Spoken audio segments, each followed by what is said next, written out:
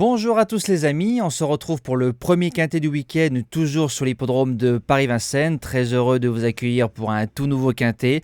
Je rappelle le live samedi soir à partir de 19h55 sur la chaîne, le deuxième live du meeting d'hiver pour la finale du Grand National du Trot Paris Turf avec un beau plateau qui nous sera présenté. Donc venez avec vos impressions, vos pronostics, votre enthousiasme et bien évidemment votre passion. Les horaires risque d'être déplacé à cause du huitième de finale de Coupe du Monde de l'équipe de France, France-Pologne, dimanche, allez les Bleus tout simplement. On revient sur ce qui s'est passé sur la journée de la veille, donc à Deauville, tiercé désordre dans la sélection, pas mal de jeux du quintet qui sont passés, donc ça c'est bien.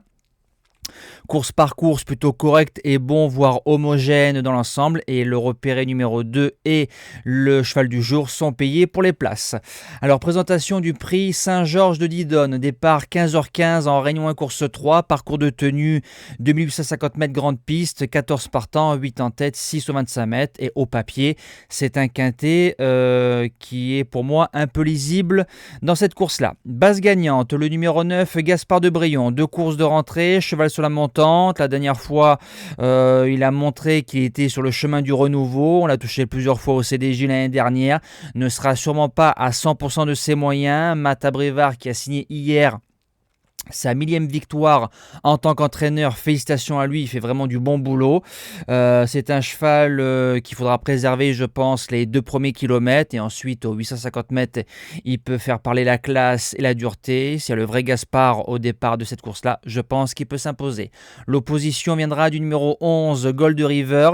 Il a fait un bel été, il continue sur sa lancée. C'est un cheval qui peut aller devant, les Abrivard qui sont en forme, Alex aussi. Il peut marcher 13 effractions sur ce parcours-là, chrono d'hiver, donc c'est pas mal.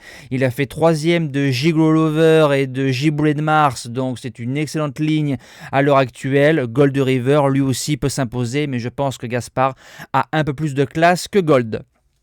Premier outsider, le 5, Gamin des Îles, ça sent la course visée, JMB, déféré des 4, ça part en tête, Bourlier à l'entraînement, sans sa faute, le 4 novembre, le cheval aurait sûrement fini plus près, une ligne où on retrouve Gibus et Give Me, Gibus qui a ensuite gagné plein de panache la fois suivante, bien drivé avec Jean-Michel, il ne bougera pas du quintet. Deuxième outsider, le numéro 7, Figaro Gemma, c'est la mire le 12 novembre, une ligne où on retrouve Fameux Sac, Falco Fleury et Fly to the Moon. Fly to the Moon qui a ensuite gagné très facilement sur l'hippodrome de Rouen-Maucanchy. Cette sortie a dû lui redonner un maximum de morale. Le coup d'avant, il avait gagné au Croisé-la-Roche. Bien drivé, c'est une belle chance pour les places. En 5e position, ça va être un coup de poker. Le numéro 4, Geldrick Deschal.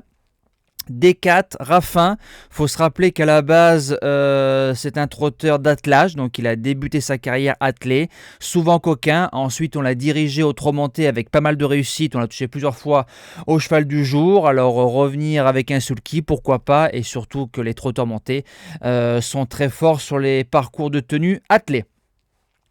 En 6e position, le numéro 13, Flamme Vive, jument sur la montante, la dernière course elle est bonne, les chevaux de Franck Leblanc vont bien, je la trouve meilleure à Paris-Vincennes que piste plate, ça c'est propre à moi.